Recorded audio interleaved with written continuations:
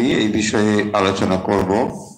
তাই আশা করছি আপনারা যারা নিয়মিত আমাদের সঙ্গে যুক্ত থাকেন, আজকের বিবেক চূড়ামণিতেও আপনারা যুক্ত রয়েছেন অথবা ধীরে ধীরে যুক্ত হচ্ছেন। আমরা শুরু করছি আজকের আলোচনার বিষয় বিবেক চূড়ামণি। এবং বিবেক চূড়ামণির আমরা ধারাবাহিকভাবে পাঠ করছি। আজকে আমরা আগের দিন যেখানে পাঠ শেষ করেছি তারপরে থেকেই আজকে আলোচনা আমরা শুরু করব। আশা করছি আপনাদের শুনতে অসুবিধা হচ্ছে না। বিবেক চূড়ামণির শুরুতে আমরা যে শ্লোকটি পাঠ করি, মঙ্গলাচরণ শ্লোক, সেই মঙ্গলাচরণ শ্লোকটি পাঠ করব।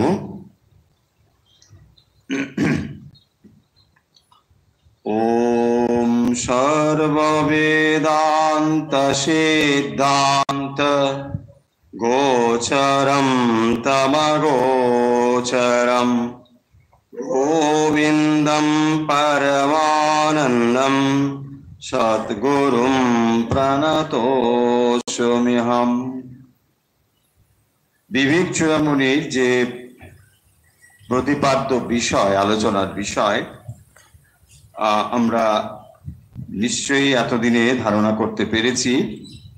কারণ মোটামুটি আমরা বিবেক চূড়ামণির যে বইটি বা যে শ্লোকগুলো রয়েছে তার কাছাকাছি, মানে এখনো ঠিক 50% বলা যাবে না, মাঝামাঝি ঠিক বলা যাবে না, তবুও মোটামুটি মাঝামাঝির কাছাকাছি রয়েছি, এটা আমরা বলতে পারি। ফলে এখন আমরা বিবেক চূড়ামণির যে বিষয়গুলো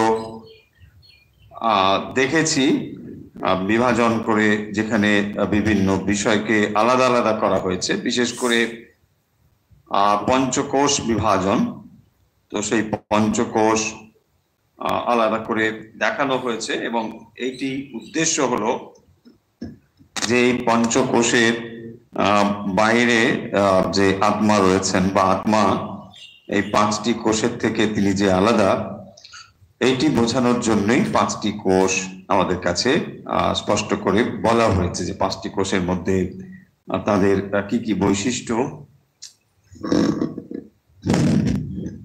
এগুলো সেখানে বলা হয়েছে। আমরা এর আগের দিন যেখানে আলোচনা করেছিলাম, সেখানে শিষ্য এবং গুরুর মধ্যে কথা হচ্ছিল। সেই কথার মধ্যে আমরা দেখতে পেলাম যে যেখানে শিষ্য বলছেন গুরুকে যে এই যে 5টি কোষ সেইটি মিথ্যা বলে সেটাকে আমরা বর্জন করছি।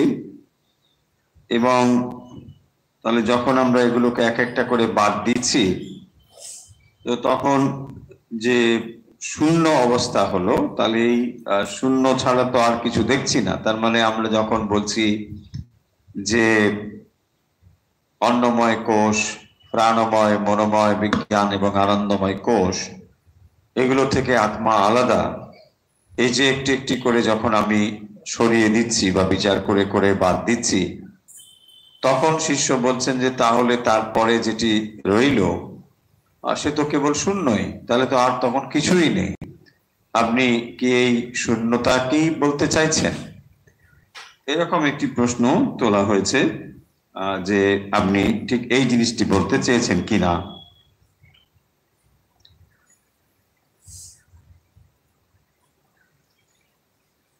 তারপরে গুরু উত্তর দিচ্ছেন। গুরু যেভাবে উত্তর দিচ্ছেন আমরা আজকে সেই অংশটি পড়ব। গুরু বলছেন, সত্যমুক্তম তয়া বিদ্বান নিপুণোসি বিচারণে অহম আদি বিকারাস্তে তদভাব অয়ম পুনঃ। এর অর্থ হচ্ছে, শ্রী গুরু তিনি বলছেন, শ্রী গুরু উবাচ, শ্রী গুরু বলছেন, সত্যমুক্তম তয়া বিদ্বান নিপুণোষি বিচারণে। তো তিনি শিষ্যকে সম্বোধন করছে বিদ্বান, মানে হে বিদ্বান শিষ্য, তুমি যা বলেছ তা ঠিক। তয়া সত্যম উক্তম, তুমি যা বলেছ একদম ঠিক। নিপুণাহ আসি বিচারণে, তুমি বিচারে অত্যন্ত পটু, ঠিকঠাক ভাবে বিচার করতে পেরেছ। সেই জন্যে তাকে বলছেন হে বিদ্বান। তে আহম আদি বিকারাহা, সেই অহংকার ইত্যাদি যে বিকার, তৎ অভাব আপি, এবং তার যে অভাব, অয়ম আনু সর্বে জেনা অনুভূয়ন্তে, সমস্ত কিছুর পেছনে সেটি অনুভূত হয়। যা স্বয়ং, যিনি নিজে, না অনুভূয়তে, অন্য কিছুর অনুভবের বিষয় হন না। সুসূক্ষ্ময়া বুদ্ধ্যা, অত্যন্ত সূক্ষ্ম বুদ্ধির দ্বারা, তম বেদিতারম আত্মানম। আরো দুটি লাইন, সর্বে येनानुभूयन्ते, যা স্বয়ং নানুভূয়তে, তমাত্মানম বেদিতারম বিদ্ধি বুদ্ধ্যা সুসূক্ষ্ময়া। তো তারপরে শিষ্যকে গুরু বলছেন, সত্যমুক্ত তয়া বিদ্বান নিপুণোষি বিচারণে, সত্যি সত্যি তুমি বিচারে অত্যন্ত নিপুণ। অর্থাৎ গুরু শিষ্যের এই বিচার ক্ষমতাকে প্রশংসা করে বলছেন যে অহম আদি বিকারাহা, তে অহম আদি বিকারাহা, এই যে অহংকার আদির বিকার, তৎ অভাব আপি, আবার সেগুলোর অভাব। অর্থাৎ যখন অন্নময়, প্রাণময়, মনোময় ইত্যাদি কোষের সঙ্গে সংযুক্ত হয়ে যে অনুভবগুলো আমরা করছি, যখন ধীরে ধীরে এগুলোকে আমরা সরিয়ে ফেলছি, তখন যে অবস্থাটি থাকে সেইটাকে বলা হচ্ছে তৎ অভাব আপি, তার যে অভাব। অয়ম অনু, এর পেছনে সর্বে ইয়েনা অনুভূয়ন্তে, ইয়া স্বয়ং, যিনি নিজে, না অনুভূয়তে। এখানে এর অর্থ হলো যে যখন এক একটি করে আমরা সরিয়ে ফেলছি, যে অন্নময় আমি আলাদা, অন্নময় থেকে, প্রাণময় থেকে আমি আলাদা, মনোময়, বিজ্ঞানময় এবং আনন্দময় কোষ থেকে আমি আলাদা, এই বিচারটি করবার পরে যখন আমি এটা দেখছি কি আমি এর থেকে আলাদা, এই যে অভাব বোধটি হচ্ছে, তার পেছনেও সেই আত্মা আছেন। ন অনুভূয়ন্তে, অন্য কিছুর অনুভবের বিষয় হয় না। সূক্ষ্ময়া বুদ্ধ্যা তম বেদিতারম আত্মানম, সেই বেত্তা আত্মাকে বিদ্ধি জানো। তার মানে যখন এই বিচারগুলো আমি করছি, সেখানে এক একটাকে আমি সরিয়ে সরিয়ে বিচার করছি, এবং এই বিচারটি যখন সমাপ্ত হচ্ছে, তখন আর বাইরের কিছু নেই। অর্থাৎ কোনো কিছুকে আর বিষয় করে অনুভব করার মতো কিছু নেই, কিন্তু তখন যা আছে, সেই যে বোধ স্বরূপ আমি রয়েছি, এই অনুভবটির কথা বলছেন যে এইটি হচ্ছে সেই আত্মা। যখন সমস্ত কিছুকে আমরা একটা একটা করে বিচার করে সরিয়ে দিচ্ছি, তারপরে যিনি থাকছেন সেই হচ্ছে সেই আত্মা। সেটি বলছেন যে তমাত্মানম বেদিতারম বিদ্ধি বুদ্ধ্যা সুসূক্ষ্ময়া, এবং তখন এইটিকে আর আমরা বিষয় রূপে অনুভব করতে পারছি না। তাই যা আছে তাই আছে, কারণ এটিকে আর আলাদা করে আমরা বিষয়ভূত করতে পারছি না। কারণ যখন অন্নময়, প্রাণময়, বিজ্ঞানময়, আনন্দময় এই যে কোষগুলো কথা বলা হলো, এগুলো যখন আমরা অনুভব করছি তখন সেগুলোর সঙ্গে সংযুক্ত হয়ে অনুভব হচ্ছে। কিন্তু যখন এগুলোর থেকে মনকে সরিয়ে নিয়ে আর কোনো অনুভবের বিষয় থাকছে না, তখন যা আছে তাই রয়েছে। এইটিকেই বলছেন যে এই বিচারটি অত্যন্ত সূক্ষ্মভাবে করে ওই অবস্থায় পৌঁছানো। দেখুন, যদি আমরা এরকম একটা এক্সাম্পল মনে মনে ভাবি যে একটা ঘরের মধ্যে 5টি টেবিল রয়েছে বা চেয়ার রয়েছে, আমরা একটা একটা করে সরিয়ে ফেললাম। তো সবকটা যখন সরিয়ে ফেলছি তারপরেও আমি অনুভব করছি যে এখানে আর কোনো টেবিল নেই বা চেয়ার নেই। তাহলে এখানে যে আর কোনো টেবিল নেই এর অনুভবকর্তা কে? বা এখানে যে আর কোনো চেয়ার নেই এর অনুভবকর্তা কে? যেখানে অবজেক্ট ছিল তখন আপনি অবজেক্টগুলোকে অনুভব করেছেন, কিন্তু যখন অনুভবের আর কোনো বিষয় আলাদা করে থাকছে না, তখন যে অনুভব আমরা করছি তো সেই অনুভবের কোনো বিষয় নেই, তার মানে বিষয়ীভূত করে অনুভব করা যাচ্ছে না, কিন্তু সেখানে যা আছে তাই আছে। অর্থাৎ যে চৈতন্য ছিল সেই চৈতন্যই এখনো রয়েছে।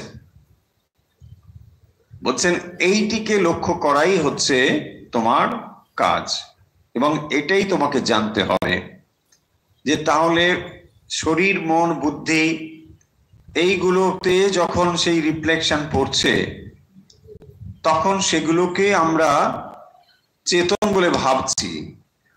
বাস্তবিক এগুলো কোনোটাই চেতন নয়, কিন্তু যখন এগুলোর সঙ্গে চৈতন্য প্রতিবিম্বিত হচ্ছে তখন সেগুলো যেন চেতন হয়ে উঠেছে সেইভাবে আমরা অনুভব করছি। কিন্তু এগুলো থেকে মন সরিয়ে নিলে তারপরে আর কোনো কিছুই থাকলো না যাতে করে আমরা মানে প্রতিবিম্বটাকে লক্ষ্য করতে পারি, কিন্তু তখন যা থাকে তাই থাকে।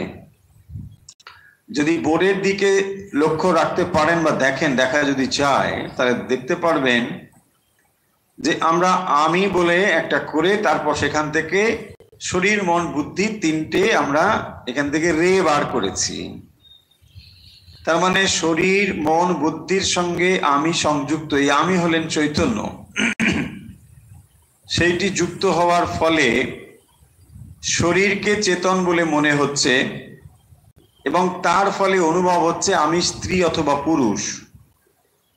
তার ফলে শরীর সংযুক্ত যত রকম অনুভব সব সম্ভব হচ্ছে। তারপরে মনের সঙ্গে সংযুক্ত হয়ে আমি সুখী অথবা দুঃখী এই অনুভব হচ্ছে।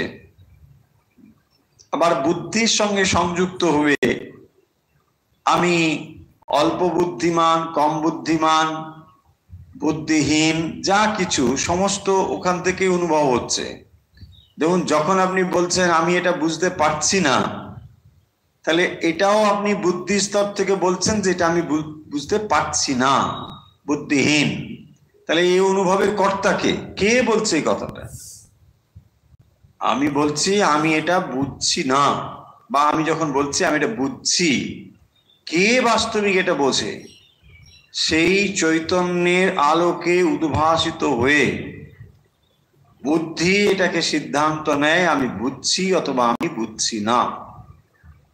এইটি বলছেন যে তাহলে যখনই আমি এই শরীর, মন, বুদ্ধির সঙ্গে সংযুক্ত হয়ে প্রতিটি জিনিসের যে অনুভব, সেই অনুভবটি যখন করে তখন এগুলোর সঙ্গে সংযুক্ত অনুভব করছে।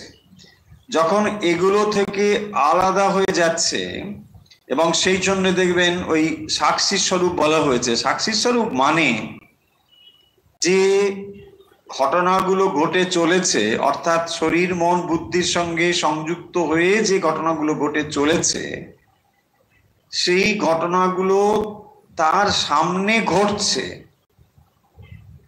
সেই চৈতন্যের সামনে এগুলো ঘটছে, কিন্তু তিনি এগুলোতে কোনো ইন্টারফেয়ার করছেন না। এটা হলো সাক্ষী, তিনি এটাকে তার অবস্থানে, তার উপস্থিতিতে এটা ঘটছে। শ্রীরামকৃষ্ণের এক্সাম্পল বুঝতে সুবিধা হবে, সহজ এক্সাম্পল। বলছেন আলোতে একজন ভাগবত পড়ছে, একজন খবর কাগজ পড়ছে, একজন চুরির পয়সা গুনছে। তাহলে আলো বা এখানে যে আলো, সেটি সবকিছুর সাক্ষী স্বরূপ। সে এই তিনটে ঘটনার সাক্ষী, এটাকে সে দেখছে। ঠিক সেরকম ভাবে যে চৈতন্য আত্মা, তিনি এই দেহ মন বুদ্ধির সঙ্গে সংযুক্ত হয়ে এই তিনটি স্তরে তার অনুভব হয়ে চলেছে। কিন্তু এই সাক্ষী স্বরূপ ভাবে থাকলে বা অনুভব করতে পারলে তখনই দেহ মন বুদ্ধি থেকে পৃথক রূপে সেই চৈতন্যকে অনুভব করা যায়। আমরা আর একটি বোর্ডে লিখেছি, সেটা হয়তো আপনারা লক্ষ্য করতে পারছেন, যে ছোট ছোট কতগুলো পাত্র এঁকেছি আমরা। এই পাত্রগুলো হলো, ধরুন এক একটা জলের পাত্র, মাটির পাত্র, সেখানে জল রয়েছে তার ভেতরে। তাহলে পাত্রটি মাটি এবং তার ভেতরে জল, এইরকম যে পাত্রগুলো, সেই পাত্রগুলোতে রিফ্লেকশন হচ্ছে সূর্যের। সূর্য তার রিফ্লেকশন এসে পড়ছে ওই মাটির পাত্রগুলোতে। এখন মাটির পাত্র, এটা আমরা মানব দেহ, এটাকে চিন্তা করুন। তাহলে মানব দেহটা এখানে মাটির পাত্রের মতো, এবং তার ভেতরে যে জল, এটি সূক্ষ্ম শরীরের মতো। তাহলে সূক্ষ্ম শরীর আর মাটির পাত্র মানে দেহ, এখানে সূর্য প্রতিবিম্ব হয়ে পড়ছে। প্রতিবিম্বিত সূর্য এগুলোর পড়ার ফলে এখানে সব জায়গাতেই সূর্য দেখা যাচ্ছে। যে সূর্য সব জায়গায় দেখা যাচ্ছে, এই সূর্য থাকবার ফলে মানে যারা মূঢ়, এখানে দেখুন বিমূঢ় বলে, মানে যারা ডিলিউটেড, বুঝতে পারছে না, তারা ভাবছেন যে আমি হচ্ছে সূর্য, কারণ আমার ভেতরেই সূর্য রয়েছেন। তার মানে আমি যে কথা বলছি, কাজ করছি, যা কিছু করছি, এটা বোধহয় আমিই করছি, কারণ আমি সূর্য, আমি চৈতন্য। কিন্তু যখন তার জ্ঞান হয়, তখন সে বুঝতে পারে যে আসলে এই চৈতন্য হলো ওই সূর্যের চৈতন্য। সূর্যের আলো যখন এখানে এসে পড়েছে, কেবল তখনই এটি চৈতন্যময় হয়ে উঠেছে। সূর্যের আলো পড়েছে পাত্রের ওপরে, মৃৎ পাত্রের ওপরে, জলের উপরে, সর্বত্রই, এবং তার ফলে মাটির যে পাত্র, সেটিও কিন্তু চৈতন্যময় বলে মনে হচ্ছে। এবং সেই জন্য দেখুন যে শরীর মন বুদ্ধি, শরীর মন বুদ্ধিকে আমাদের চেতন বলে মনে হচ্ছে।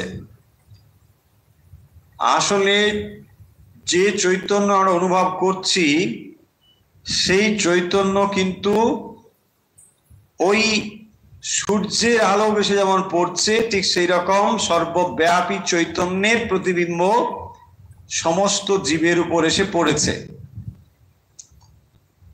এইটি আমরা না বুঝতে পেরে আমরা ভাবছি যে আমরাই বোধহয় নিজে নিজেই চৈতন্যময় হয়ে উঠেছি।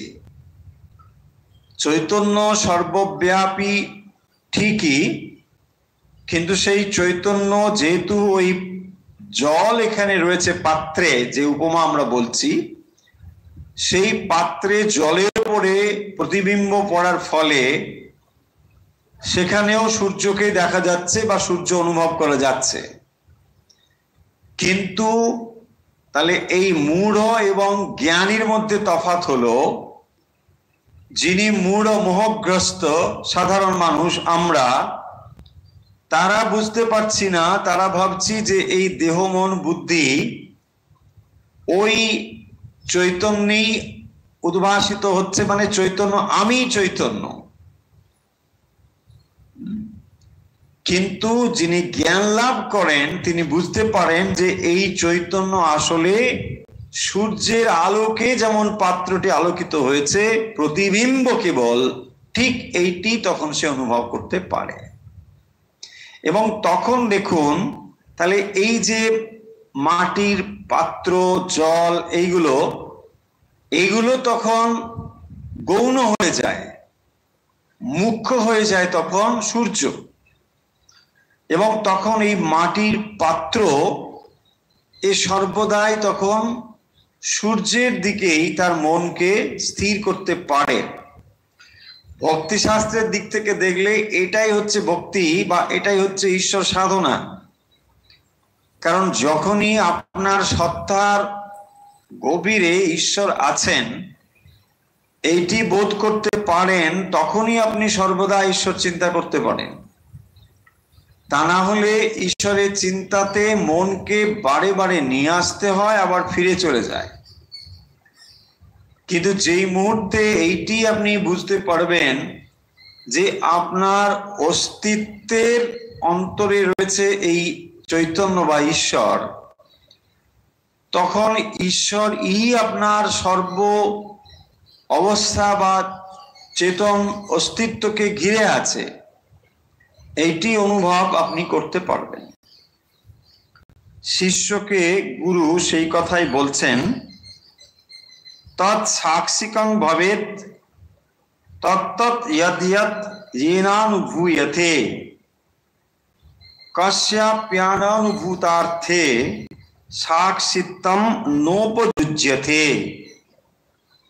যৎ যৎ, যা যা, যেন যার দ্বারা অনুভূয়তে অনুভব হয়, তত্তৎ সেই বিষয়, তৎ সাক্ষিকং ভবেত সেই অনুভবীকে সাক্ষী রূপে রেখে প্রকাশিত হয়। ন অনুভূত অর্থে অননুভূত বিষয়ে কস্য আপি কারোরই সাক্ষিত্বম ন উপযুজ্যতে। কি বললেন? যে যেটা অনুভব করেছি, যেটা আমি জানি, সেই বিষয়টি বলছেন যে যে বিষয়ের অনুভব হয়েছে সেই বিষয়ের অস্তিত্বের সাক্ষী রূপে সেই অনুভবই বিদ্যমান থাকেন। মানে শরীর মন বুদ্ধি দিয়ে যা যা অনুভব করেছেন, যে অনুভব করেছেন তিনি তখন বিদ্যমান থাকেন। অর্থাৎ এই বিষয়গুলোকে সরিয়ে দিলে যিনি অনুভব করেন তিনি নিশ্চয়ই থাকেন। দেখুন, এর আগে আমরা দৃক দৃশ্য বিবেকের ধারণা আপনাদের দিয়েছি। সেই দিক থেকেও যদি জিনিসটিকে বিচার করে আমরা দেখি তাহলেও এটা বুঝতে পারবো যে যখন আমরা বলছি কোনো একটা বিষয়কে আমি চোখ দিয়ে দেখছি, চোখ দিয়ে দেখছি মানে কান দিয়ে সমস্ত ইন্দ্রিয় তার তত্ত্ব বিষয়ে। তাহলে যখন আমরা চোখ দিয়ে কোনো একটা বিষয়কে দেখছি তখন কে দেখছে? চোখ দেখছে আর একটা বিষয়কে দেখছে। তাহলে একটা হলো দৃশ্য আর একটা হলো দ্রষ্টা, যে দেখছে। একজন দেখছে আর একজন একটা বিষয়কে দেখছে। আমি একটা ফুলকে দেখছি, এই জিনিসটিকে আমরা বিচার করছি। কে দেখছে? চোখ দেখছে। তাহলে চোখ আর একটা বিষয়, এখানে চোখ হচ্ছে দ্রষ্টা আর যেটা দৃশ্য সেটা হলো ফুল। এবারে যখন বলছি যে চোখ এটাকে দেখছে, তাহলে চোখটাকে কে দেখছে? চোখ কোনো একটা বিষয়কে যখন দেখছে, তাহলে চোখকে কে দেখছে? নিশ্চয়ই মন চোখকে দেখছে। তাহলে মন এখানে হয়ে গেল দ্রষ্টা, চোখ হয়ে গেল দৃশ্য। তাহলে মন দ্রষ্টা, চোখ দৃশ্য। এবারে যখন আমরা এটাকে আবার আরো গভীরে যাচ্ছি, তাহলে মনকে কে দেখছে? মনের মন্তা কে? কেনোপনিষদে আমরা পড়েছি না যে মনের মন্তা কে? কে নেশিতম প্রসিতং মনা।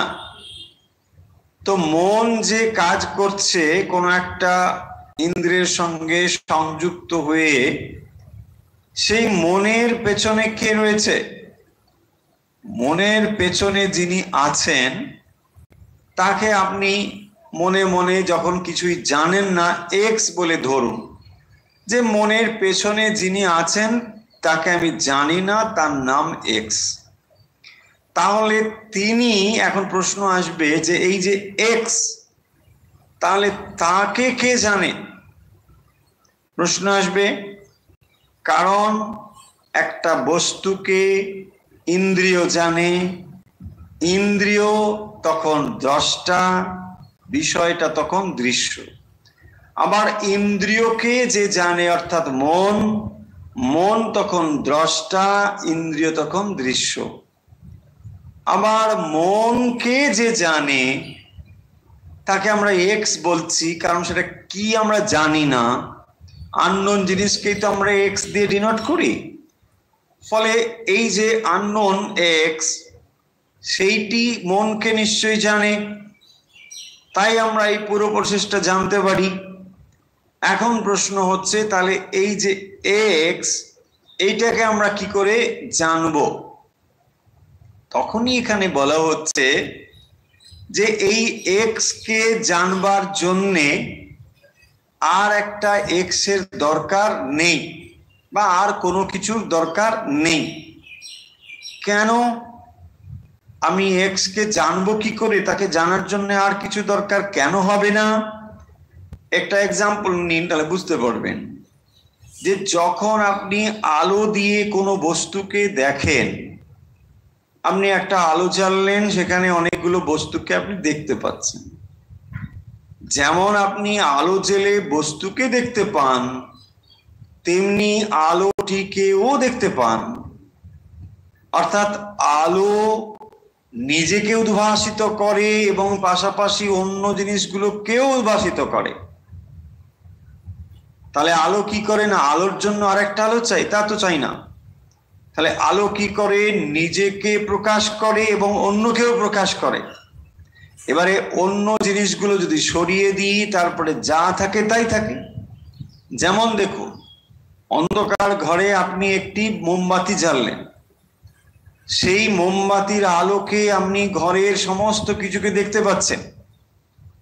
এবারে ঘরের সমস্ত কিছুকে যদি আস্তে আস্তে আপনি বার করে দেন, তাহলেও আপনি দেখছেন একটা মোমবাতি জ্বলছে, ঘরে আর কিচ্ছু নেই। এইটি আপনি কি করে বলছেন? একটি মোমবাতি জ্বলছে এটা বলছেন কি করে? মোমবাতির আলোতেই আপনি এটা বলছেন।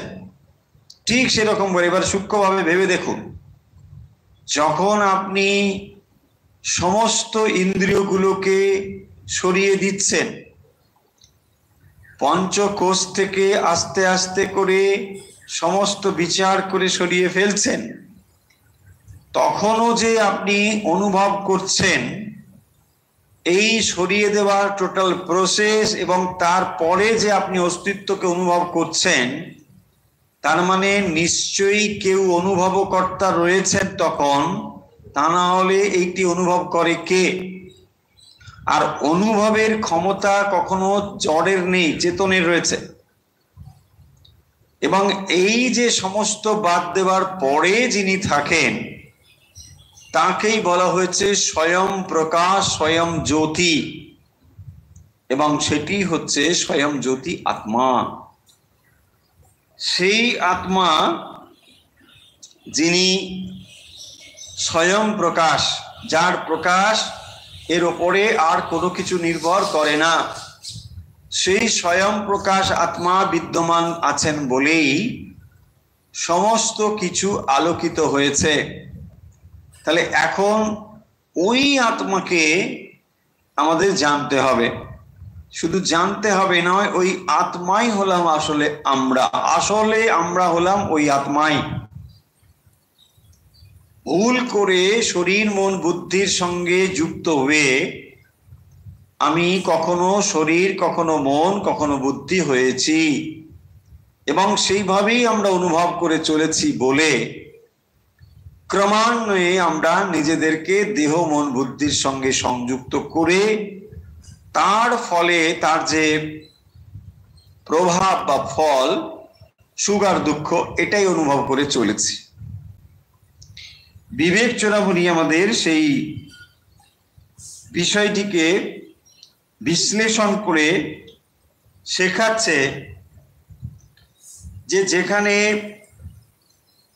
যা আমি দেখছি সেটা আছে আর আমি তার দ্রষ্টা। তবে তখন দেখুন, কোন একটা জিনিস আপনি অনুভব করছেন, দুটো অনুভব সঙ্গে সঙ্গে হচ্ছে।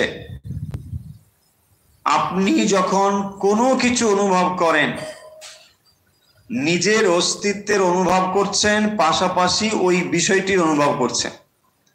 আপনি একটি গোলাপ ফুল দেখছেন, তাহলে তখন আপনি নিজের অস্তিত্বটাকে আগে অনুভব করছেন, আমি আছি, তারপরে অনুভব করছেন গোলাপ ফুল রয়েছে। তাহলে এই দুটো অস্তিত্ব সবসময় আপনি অনুভব করছেন। যা কিছু আপনি অনুভব করে চলেছেন, যা বস্তু, যা বিষয়, যা চিন্তা, যা কিছু, সর্বদাই দেখবেন নিজের অস্তিত্ব এবং তারপরে ওই অনুভব। এখন যদি অনুভবের বিষয়গুলোকে আমরা এক এক করে সরিয়ে দিই, তারপরে যেটি থাকবে সেটি কি? নিছক অস্তিত্ব। এই অস্তিত্বটি হচ্ছে সেই পরমেশ্বরের অস্তিত্ব।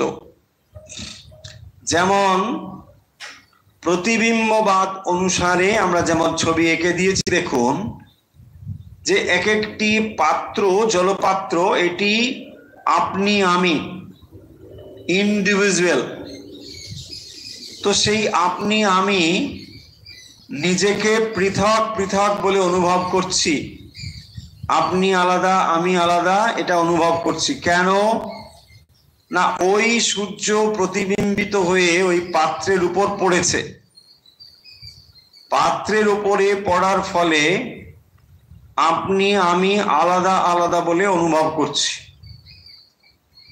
এবং যখনই এইটি আপনি অনুভব করতে বা বিচার করে জানতে পারবেন যে আসলে এই মাটির পাত্র, তার সবটাই হচ্ছে জড়। কেন? মাটির পাত্র মাটির দিয়ে তৈরি, সেটাও জড়। এবং যে জল আমরা বললাম সূক্ষ্ম শরীর, সেটাও কিন্তু জড়। তাহলে সমস্ত জড়, অথচ চেতনের মতো অনুভব হচ্ছে কি করে? যখন এই প্রশ্ন আপনার কাছে আসবে, তখন আপনি ভালো করে তাকিয়ে দেখছেন যে আসলে সূর্য অন্যত্র রয়েছে। সেই সূর্যের প্রতিবিম্ব পড়ার ফলে আমার দেহ মন বুদ্ধিকে চেতন রূপে প্রতিভাত হচ্ছে, এবং সেইটি চেতন রূপে প্রতিভাত হওয়ার ফলে শরীর চেতন মনে হচ্ছে, মনকে চেতন মনে হচ্ছে, বুদ্ধিকেও চেতন মনে হচ্ছে। ওখানেও ঠিক সেরকম দেখুন, সূর্যের আলো পড়বার ফলে মাটির পাত্র, সেটাও কিন্তু চেতন মনে হচ্ছে, কারণ ওখানে আলোকিত হয়ে উঠেছে। যেহেতু ওখানে আলো প্রতিবিম্বিত হয়ে পড়েছে, ওই জলপাত্রের সবটাই তখন আলোকিত মনে হচ্ছে, পুরোটাই আলোকিত। তাহলে এই আলোকিত যে হয়ে উঠেছে, আসলে আলোর উৎসটি কোথায়? যখন এই আলোর উৎস আপনি খুঁজতে শুরু করবেন, তখন দেখবেন যে আলোর উৎসটা ওখানে নেই, আলোর উৎস রয়েছে অন্যত্র। এবং এইটি যখন অনুভব করতে পারবেন, অন্যত্র মানে এখানে স্থানিক দূরত্ব বা স্থানিক তফাৎ নয়, অন্যত্র মানে সেটি ওর থেকে আলাদা। যখন এই মাটির পাত্রে যে জল রয়েছে সেখানে যেমন সূর্যের প্রতিবিম্ব পড়ছে, মাটির পাত্র যদি এটা অনুভব করতে না পারে, বুঝতে না পারে, মাটির পাত্র মানে আমরা এক্সাম্পল দিয়ে বলছি, সে জানে না যে আসলে এই আলোটা কোত্থেকে আসছে। সে ভাবছে যে আমি নিজে নিজেই আলোকিত হয়েছি। কিন্তু যখন সে এইটি বুঝতে পারে, তাহলে মাটির পাত্র মানে আপনি আমি, যখন সে বিচার করে এটা জানতে পারে, তখন সে এটা বুঝতে পারে যে আসলে এই আলো সূর্য থেকে প্রতিবিম্বিত হয়ে পড়েছে। সূর্যের আলো প্রতিবিম্বিত হয়ে পড়বার ফলে নিজেদেরকে আলোকিত বলে মনে হচ্ছে। আসলে কিন্তু এই আলো প্রতিবিম্বিত আলো, সত্যিকারের আলো নয়। সেই প্রতিবিম্বিত আলো, তার সত্যিকারের আলোকের যে উৎসটি, যখন এইটিকে জানলো তখন কি জানলো? দেখুন, সূর্য এক, তাহলে সূর্য এক, অথচ আমরা জীব এত অনুভব করছি। মানুষ, অন্যান্য যে সমস্ত প্রাণী ইত্যাদি যা কিছু, সবগুলোকে আমরা পৃথক পৃথক বলে অনুভব করছি। কিন্তু যখন এই যে সব পৃথক পৃথক অনুভব, তার মূলে রয়েছে সেই চৈতন্যই। সেই চৈতন্যই যখন সর্বত্র প্রতিবিম্বিত হয়েছে, তখন আমরা পৃথক পৃথক বলে অনুভব করছি।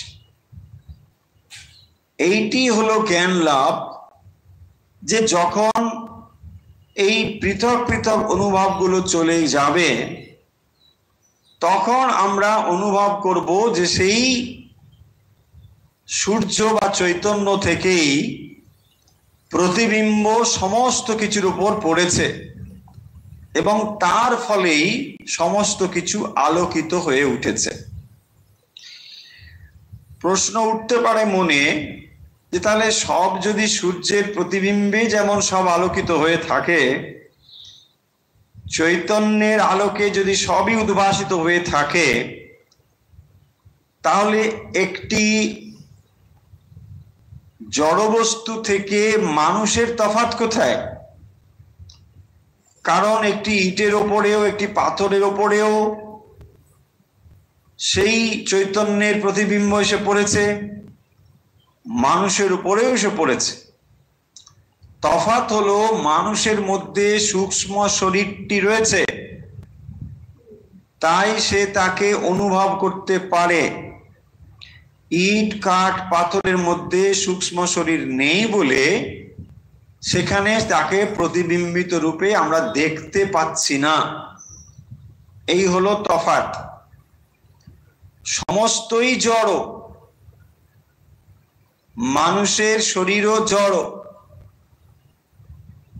বাইরের ইট, কাঠ, পাথর সেও জড়, কিন্তু চৈতন্যের প্রতিবিম্ব পড়বার ফলে মানুষের শরীর, মন, বুদ্ধিকে আর জড় বলে মনে হচ্ছে না, সেটাকে চেতন বলে মনে হচ্ছে। চেতন বলে মনে হচ্ছে এই কারণে যে সেখানে চেতনের প্রতিবিম্ব পড়েছে।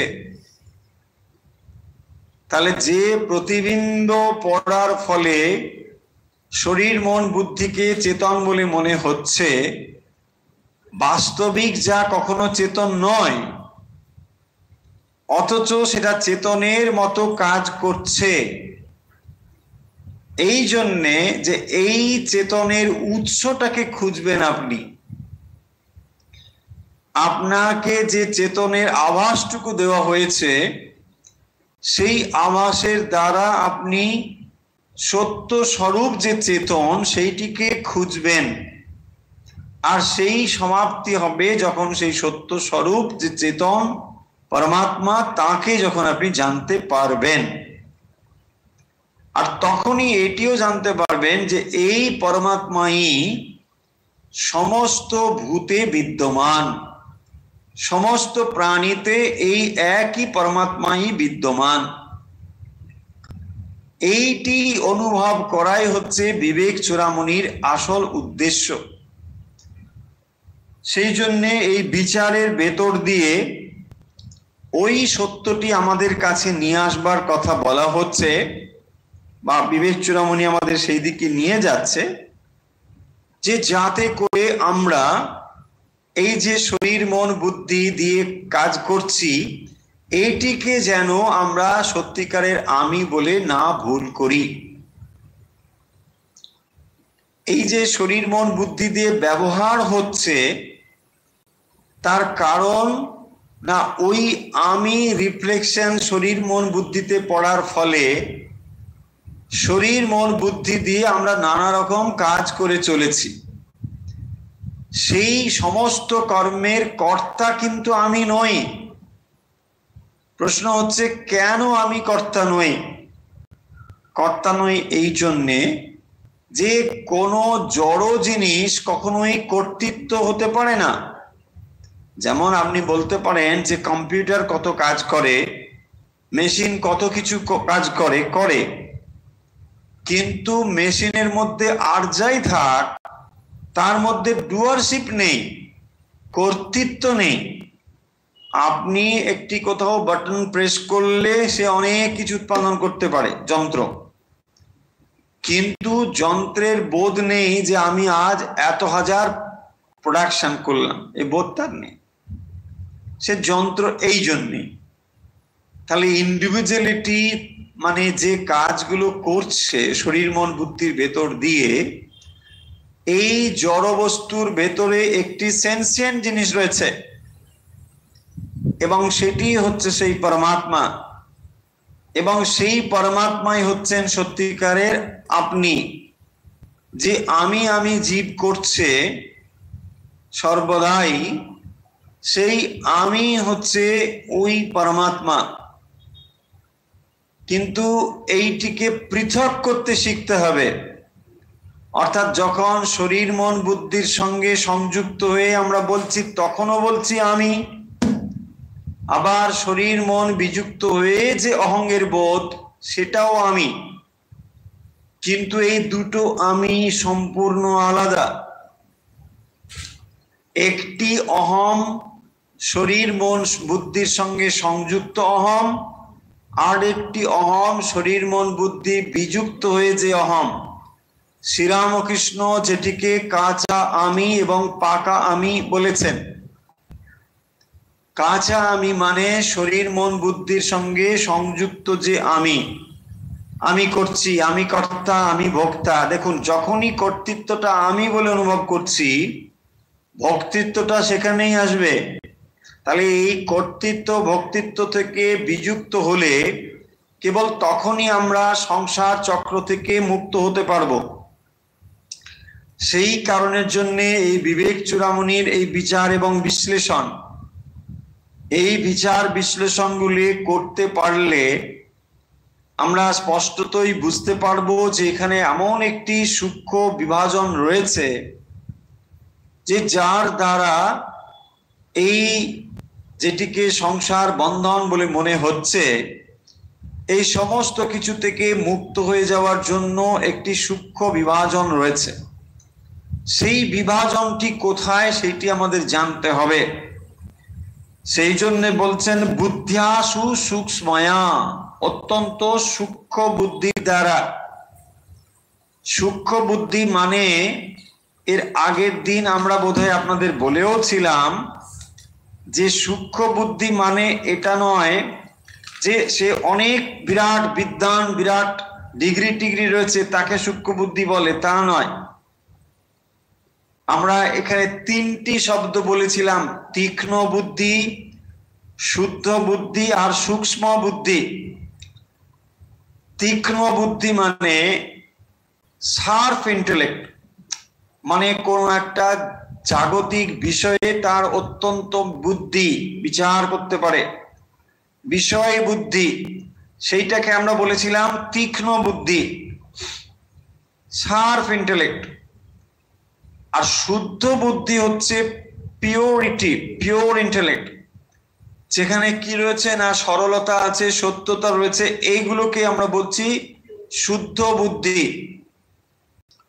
আর যেখানে সূক্ষ্ম বুদ্ধির কথা বলা হচ্ছে মানে অত্যন্ত সাটেলিটি, সাটেল ইন্টেলেক্ট, সেখানে কি আছে না আত্মা অনাত্মার মধ্যে পৃথক করা।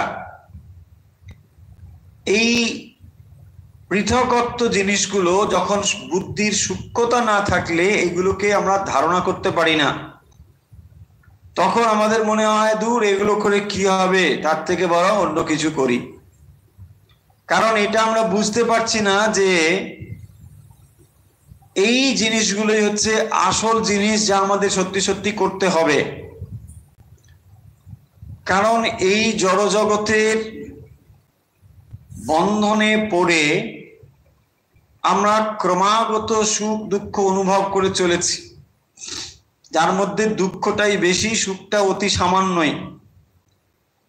এবং এই অনুভবের থেকে নিজেকে সম্পূর্ণ মুক্ত করবার জন্যে যে বিচার জ্ঞানটি দরকার, সেখানে সূক্ষ্মতার দরকার, খুবই সূক্ষ্ম। এই জন্যে বলা হচ্ছে যে না হলে এই জিনিসগুলোকে আমরা ধরতে বুঝতে পারবো না।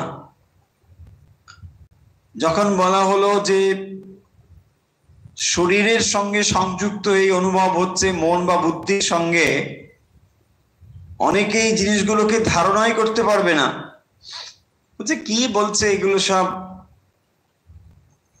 মানে বোকার মতন কথা বা পাগলের প্রলাপ, বুঝতে পারে না এরা।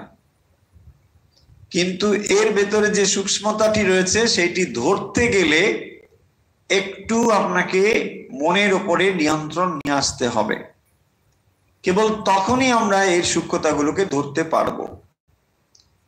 দেখবেন যে জিনিসটি অত্যন্ত দ্রুত পরিবর্তিত হয়ে যাচ্ছে, দ্রুত ছুটছে, তার মধ্যে চিন্তা বা বিচার জিনিসটি নেই, ক্রমাগত ছুটে চলেছে, সব সময় দেখবেন চঞ্চল দৌড়চ্ছে।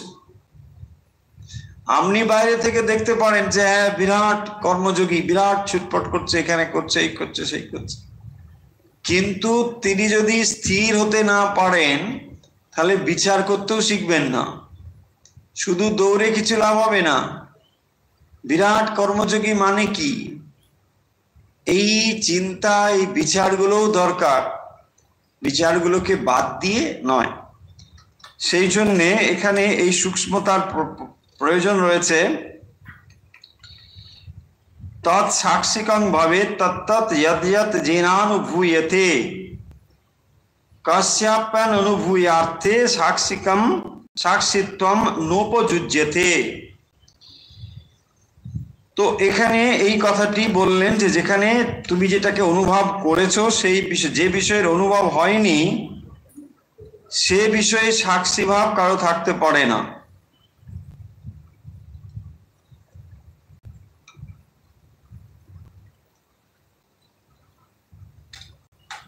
এর পরের যে শ্লোকগুলো বলা হয়েছে, আমরা শ্লোক না পড়ে এর ভাবটা আপনাদের একটু বলে দিই, তাহলে বুঝতে সুবিধা হবে।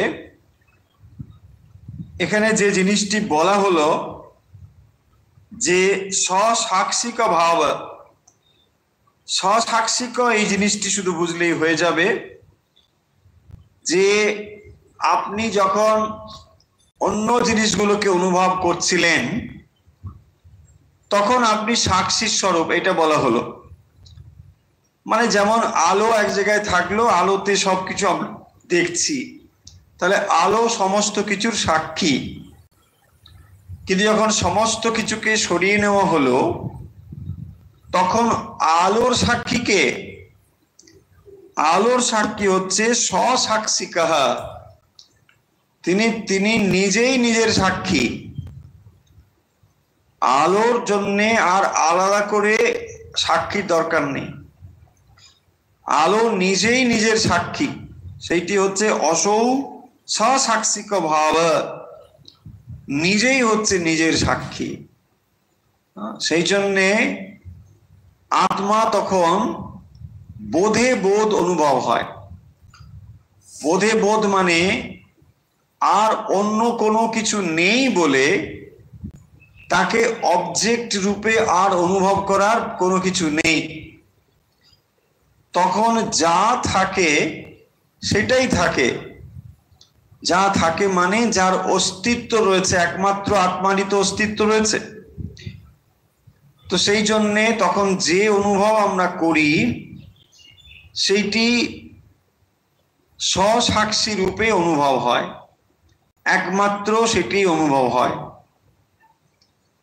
আশা করলাম যে আমরা বিচারের দ্বারা বিবেক চূড়ামণি আমাদের যে জিনিসগুলো এখানে উপস্থাপন করেছেন, আমরা আর একবার এটাকে খুব সংক্ষেপে সামাপ করি। দেখুন, পয়েন্টগুলো শুধু ধরুন বা বোঝার চেষ্টা করুন, তাহলেই এটা পরিষ্কার হয়ে যাবে। আমরা শরীর মন বুদ্ধি দিয়ে ক্রমাগতই কাজ করে চলেছি। বিবেক চূড়ামণি আমাদের এই বিশ্লেষণ করে শেখাচ্ছে যে পাঁচটি যে কোষ, অন্নময়, প্রাণময়, মনোময়, বিজ্ঞানময় এবং আনন্দময়, এই কোষগুলি থেকে আত্মা সম্পূর্ণ পৃথক। আত্মা যে সম্পূর্ণ পৃথক তার কারণ হলো যে যখন আমরা যেগুলোকে অনুভব করি আর যিনি অনুভব করেন, দুটো এক হতে পারে না। এটা ল, এটা হলো সূত্র, এটা নিয়ম, এটা ইউনিভার্সাল ল, যে যিনি যা দেখছেন আর যে দেখছে সেটা আলাদা। এই লটি আপনাকে মনে রাখতে হবে। যে ল হলো তাহলে কি না, যে অনুভব করছে আর যা অনুভব করছে এখানে একটা পৃথকত্ব আছে, দুটো এক হতে পারে না। যে অনুভব করছে আর যা অনুভব করছে দুটো এক নয়। তার মানে আমরা পঞ্চকোষের ভেতর দিয়ে যা অনুভব করছি, যে অনুভব করছে সে কিন্তু এগুলোর থেকে আলাদা। সে এগুলোর থেকে আলাদা, কিন্তু সে এই অনুভবগুলো করছে সাক্ষী রূপে। সাক্ষী মানে হচ্ছে যার সামনে ঘটনাগুলো ঘটছে। তো তার সামনে ঘটনাগুলো ঘটছে মানে চৈতন্য থাকার ফলে শরীর মন বুদ্ধির দ্বারা এই কর্মগুলো হয়ে চলেছে, সেই জন্যে তাকে সাক্ষী বলা হয়েছে। কিন্তু এই সাক্ষীভূত যা অনুভবগুলো তিনি করছেন, সেই অনুভবগুলো থেকে তিনি আলাদা। ঠিক একই রকম ভাবে আমরা শরীর মন বুদ্ধি এই জড় দিয়ে যা অনুভব করছি, আর যে অনুভব করছে সে কিন্তু এগুলোর থেকে আলাদা। যত সময় পর্যন্ত আমরা নিজেদেরকে শরীর মন বুদ্ধি বলে ভাবছি, তত সময় শরীর মন বুদ্ধির দ্বারা সংগঠিত কর্ম ও কর্মফলের হাত থেকে নিস্তার নেই। তাই নিজের স্বরূপটি হলো এই পঞ্চকোষ বিবর্জিত যে অহম বা চৈতন্য, সেইটিকে অনুভব করবার জন্যই এই বিচার। এবং যে এক্সাম্পলটি আমরা এখানে রেখেছি, আমরা বোর্ডে যে এক্সাম্পলটি দিয়েছি আপনাদের সেটি আবার বলে দিয়ে শেষ করব। যে এই যে এক একটি পাত্র আমরা রেখেছি, যেগুলো এরকম ছোট ছোট প্রদীপের মতো দেখাচ্ছে, ওগুলোর ওপরে দেখুন সূর্যের প্রতিবিম্ব এসে পড়েছে। এক একটি পাত্র এবং তার মধ্যে জল রয়েছে। এই পাত্র এবং জল আসলে মানব দেহ এবং তার সূক্ষ্ম শরীর, কারণ শরীরের প্রতীক। যেখানে প্রতিবিম্বিত হয়ে পড়ছে সূর্য, তার ফলে সমস্ত পাত্রগুলি, জলপাত্রগুলি আলোকিত হয়ে উঠেছে। তাহলে এই যে আলোকিত হয়ে উঠেছে পাত্রগুলো, এই পাত্রগুলোকে যদি এক এক করে আপনি সরিয়ে ফেলেন বা ভেঙে ফেলেন, তাহলে যা ছিল তাই ছিল। তার মানে তখন যে সত্য স্বরূপ সূর্য, সেইটি বিদ্যমান থাকে। তাহলে এই যে আমরা এত মানুষ, এত প্রাণী, এত কিছু বলছি, এই বিভাজন কেবল শরীর, সূক্ষ্ম শরীর এই স্তরে, কিন্তু পরমাত্মা বা পারমার্থিক স্তরে এগুলোর মধ্যে কোনো বিভাজন নেই। এইটি অনুভব করাই বা এইটি জানাই হলো আমাদের সকলের লক্ষ্য বা উদ্দেশ্য। কারণ যে সূর্য প্রতিবিম্বিত হয়ে আপনার আমার হৃদয় গহরে আলোকিত করে রয়েছে, সেই হৃদয় কন্দরে আলোকিত আত্মাকে অনুভব করাই আপনার আমার সকলের একমাত্র কাজ। এবং সেইটি অনুভব করতে পারলেই এইটি আমরা বুঝতে পারবো যে সেই আত্মা সর্বব্যাপী সমস্ত কিছুকে আলোকিত করে রেখেছে। তাহলে এই অখণ্ড সত্তা যখন অনুভব করতে আমরা পারবো, কেবল তখনই সমস্ত সুখ দুঃখের পারে আমরা যেতে পারবো। এবং এটি হলো বিবেক চূড়ামণির উদ্দেশ্য। তাহলে গুরু কাছে যে প্রশ্ন শিষ্য রেখেছিলেন, যে সমস্ত কিছু এক একটা করে আপনি যদি বাদ দিতে বলেন, অর্থাৎ শরীরের যে পঞ্চকোষ, সেই কোষগুলোকে এক একটা করে সরিয়ে দিলে পরে তখন তো আর কিছু থাকলো না। তাহলে সেই যে শূন্য, এটাই কি আপনি বলতে চাইছেন? গুরু তখন বলছেন যে না, শূন্য কেন হবে? তুমি একটা জিনিস বোধহয় ভুলে যাচ্ছ। যখন বলছো এটা নেই, এটা নেই, এটা নেই, তাহলে কে বলছে এটা নেই, এটা নেই? নিশ্চয়ই তখনও একজন রয়েছেন যে এটা বলছে যে আমি 5 কোষের বাইরে, বা আমি 5টি কোষকে সরিয়ে ফেললাম। তাহলে যিনি এই 5টি কোষকে সরিয়ে ফেলছেন বলে বলছেন, তিনি তখনও বিদ্যমান। যখন আপনি একটা ঘর থেকে 5টি টেবিলকে সরিয়ে দিচ্ছেন, আপনি তো তখন রয়েছেন। আপনি বলছেন না আমি 5টা টেবিল সরিয়ে দিলাম।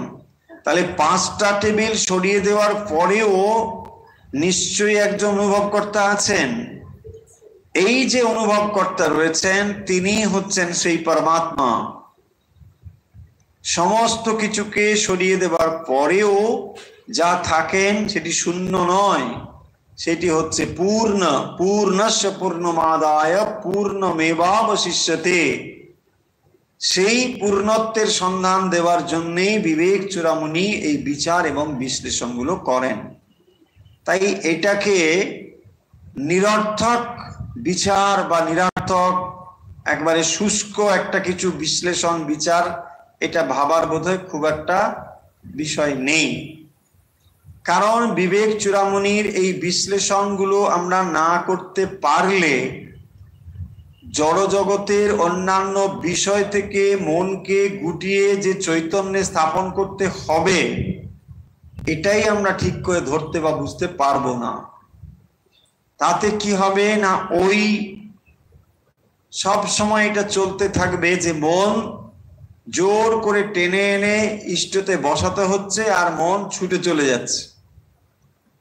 যখন এটা আমরা ধারণা করতে পারবো যে একমাত্র ইষ্টই আছেন, একমাত্র চৈতন্যই রয়েছেন, অন্যান্যগুলো যা দেখছেন সেগুলোর কিছুই নেই, তখনই আপনার মন একমাত্র চৈতন্যে স্থির হবে। কারণ যখনই আপনি দেখছেন যে এতগুলো পাত্রে প্রতিবিম্বিত সূর্য, আর এটা যখন জানবেন যে এটা আসলে প্রতিবিম্বই, সত্য সূর্য নয়, তাহলে কি মনে হবে? দেখুন, মূঢ় ব্যক্তি কি বলবেন? এতগুলো সূর্য। কিন্তু জ্ঞানী বলবেন এত সূর্য নয়, সূর্য একটি। এই হলো তফাৎ। তাহলে মূঢ় ব্যক্তি নিজেকে অহং সংযুক্ত করে আমি আমি করছেন, তাই তিনি বলছেন এত এত আমি। আর জ্ঞানী তিনি জানেন এত আমি নয়, কেবল একটি আমি, এবং সেটি হচ্ছে সেই পরমাত্মা। এই জ্ঞান প্রাপ্তি হচ্ছে বিবেক চূড়ামণির লক্ষ্য। চলুন তাহলে আজকের পাঠ আমরা এখানে সমাপ্ত করছি।